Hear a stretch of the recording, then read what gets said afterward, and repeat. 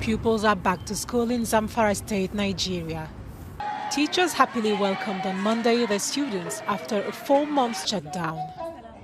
The abduction of 80 students from secondary school last September motivated the closure. The State Education Ministry ordered 115 schools to resume classes.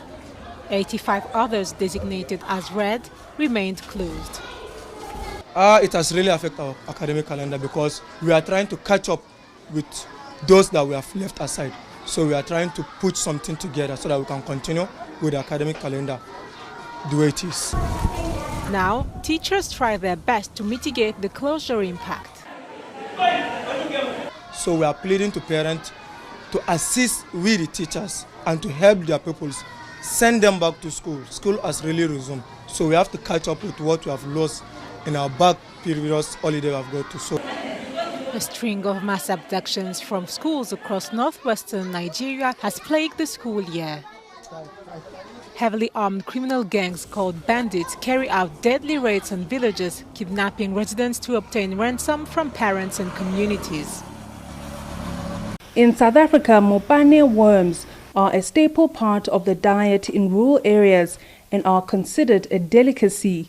A 2021 research on the role of edible insects in rural areas by the University of KwaZulu-Natal indicates that the sale of mopane worms results in an income of approximately $39 million to $59 million per annum across South Africa. Pretoria-based entrepreneur Puti Kabasa, also known as Mopane Queen, says demand for the edible insect is increasing.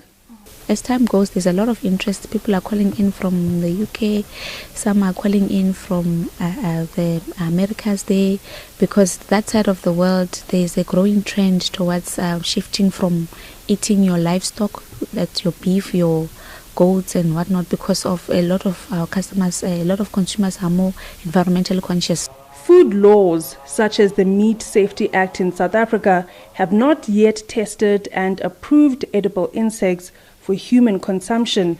Researchers say this may be the reason for not including edible insects in economic development strategies. Even though you can't really find our insects in shops, you know, the market is there, people do eat them, and I think it's quite positive that a lot of governments the world over are moving towards insects. Edible insects are collected in the wild and their availability is affected by climate change. This part-time entrepreneur buys mopane worms from large traders and sells it for $2 per pack. When I started, I used to sell like more than 100 packets in a week because I was free, not doing anything, so I was able to deliver whenever someone wants them. But now because we are back to work, it is a bit difficult for me to do deliveries and to send out the couriers, because sometimes a customer will call you now and say, I need mopane worms like now. The study by the University of KwaZulu-Natal shows that the market for edible insects like mopane worms are expected to exceed $270 million by 2024. However, in order to see growth in the South African market, food analysts say that edible insects need to be included in food policies and prioritized for food security. Wandi Swandengendo, Pretoria, South Africa, Africa News. Tunisian right groups warn that freedoms were now at risk in the country. 21 non-governmental groups, which comprise the National Journalists Union, sounded the alarm on Tuesday. During a press conference, they denounced last Friday's police actions against journalists and protesters. We have seen street closures and the banning of citizens from their right to rally. The protesters were violently beaten and dozens were detained, and at least 6 are still in detention till this day.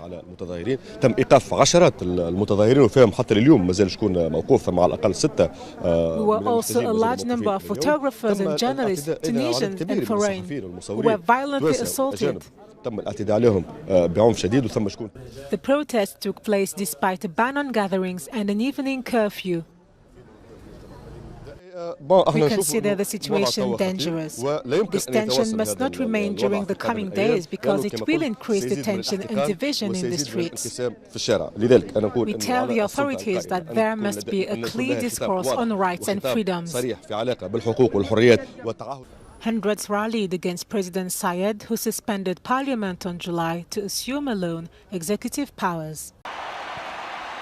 Four-time champion Ghana was eliminated in the group stage at the African Cup of Nations on Tuesday with a 3-2 loss to tournament debutant Comoros in a shocker that eclipsed a series of big surprises already in Cameroon. In a tumultuous game, Ghana fell behind in the 4th minute, had captain Andrew Ayew harshly sent off in the 25th and was 2-0 down in the 61st. Meanwhile, Morocco and Gabon drew 2-2 in Yaoundé to retain first and second places in Group C respectively and qualify for the round of 16, which kicks off on Sunday. Gabon, who did not have the service of their two superstars Pierre Aubameyang and Labina, managed to hold on to the North African team to seal position 2 to qualify for the next round. The final results means that Morocco now topped Group C with 7 points, followed by Gabon with 5 points, Comoros 3 points, and Ghana 1 point. Meanwhile, Rwandan Salima Monkansanga became the first woman to referee an African Cup of Nations match when she oversaw the Group B clash between Guinea and Zimbabwe in Yaoundé on Tuesday. Guinea also advanced behind group winner Senegal as those two teams took to the automatic qualifying places as expected, but not in the manner expected. Guinea captain Naby Keita did his best to revive his team, but got a yellow card, which means he is suspended for Guinea's last 16 game. Senegal qualified atop Group B, but only with a barren draw with Malawi.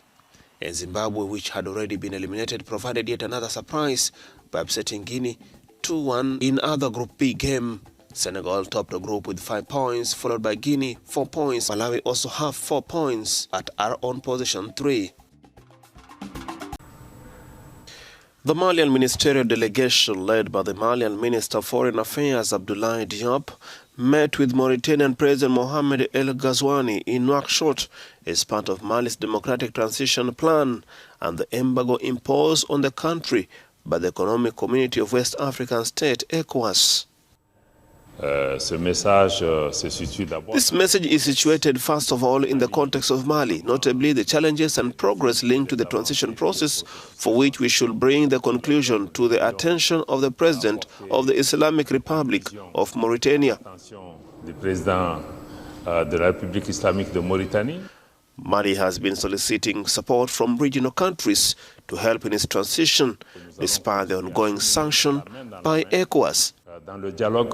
We will continue to work hand in hand with dialogue to ensure that the transition process in Mali can be completed in a consensual framework and in a framework of dialogue. We also hope that the regional and African communities, as well as international community, will take the necessary steps to better understand and appreciate the situation in our country. Leaders from the Economic Community of West African States, ECOWAS, agreed to sanction Mali last week, imposing a trade embargo and shutting borders, in a decision later backed by the United States, European Union, and former colonial power, France.